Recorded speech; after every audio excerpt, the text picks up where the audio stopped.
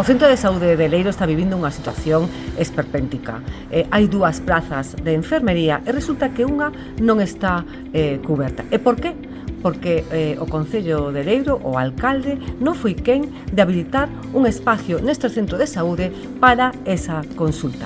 Pero que tamén o Sergas, o xerente de atención primaria, non é quen nin de exixir o Concello que habilite ese espacio, nin coordinar esta situación. As socialistas registramos unha batería de iniciativas para que se cubra de forma inmediata esa praza de enfermería e para que obviamente se dote este espacio, este centro de saúde, con ese espacio para que a enfermeira poda pasar consulta, porque atende unha soa enfermeira a 1.900 persoas, a poboación deste concello, e obviamente con unha soa profesional merma a calidad asistencial nunha poboación envellecida con múltiples patoloxías.